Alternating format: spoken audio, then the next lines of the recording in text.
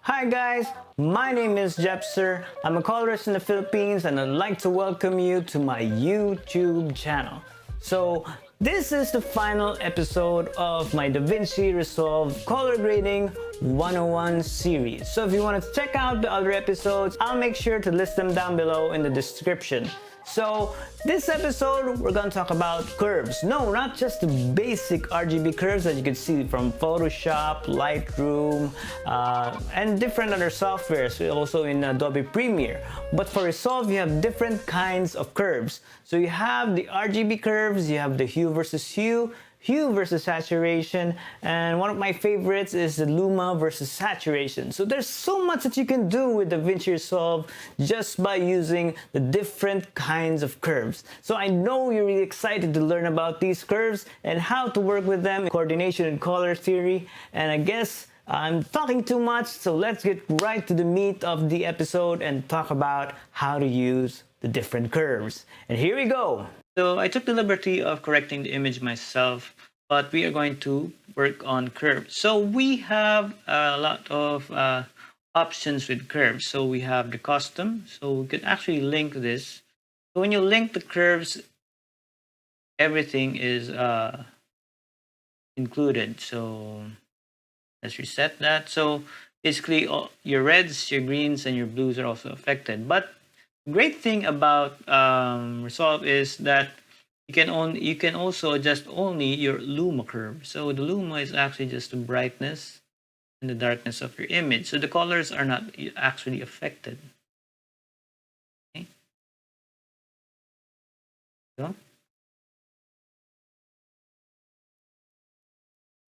So, you could actually do that, or if you like to reduce the reds, if you like to reduce the greens, like to reduce the blues. So you could do all of those separately here at the curves of DaVinci Resolve. So that's just the custom curves. Now, if you want to play around, like you want to change some color to a different color, we usually change that using the qualifier and then using our hue hue value. Now, what we could do is actually change it here at the curve. So within curves, you can go select on curves here at the curve option and then go to hue versus hue. What is hue versus hue? So if you select red, you want to change the hue of the red. For example, you want to change the hue of the red here, you can actually change it using hue versus hue. So as you can see, the red area is being changed. Now take note that skin tones include red and yellow, or basically orange, so that would also be affected. Now for example, you have like the magenta. You'd actually select just the magenta,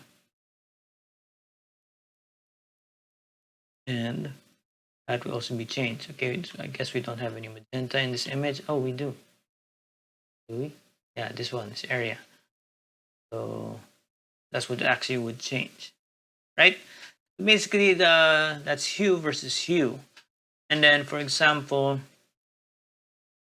you wanted to change the saturation of a certain color. For example, you want the yellows to be like really saturated. You could just jump that up, or you can bring it down. So you can jump that up to make it really stand out, the yellow.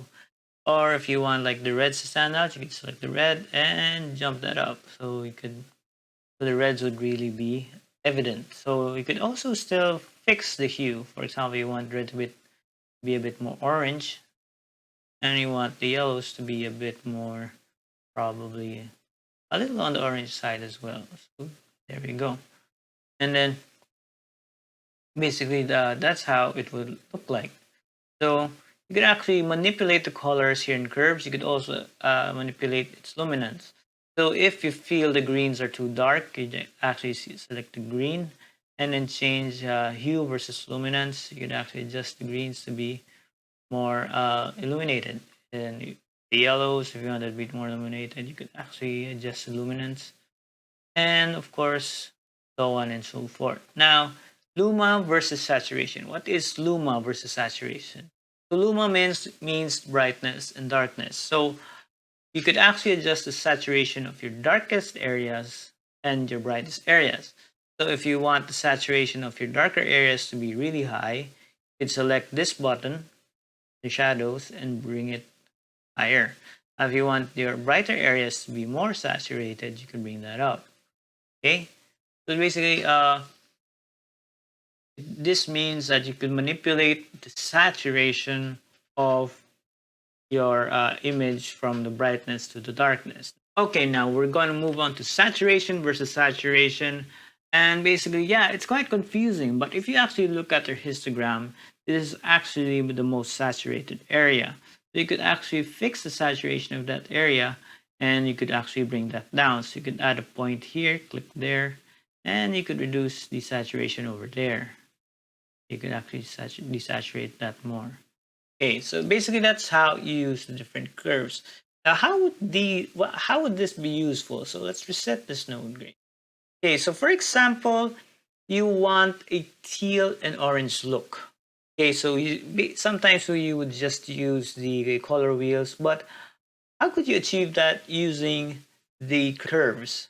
So what you would do is actually, for example, you want a teal and orange. So all of your cool colors will become teal, and all of your warm colors would be near orange. Okay, so that's what we're going to do here. So we're going to turn this, and we're going to name this node label. We're going to name this the look. Okay, so for example, for the green, so let's create a point for each of our colors.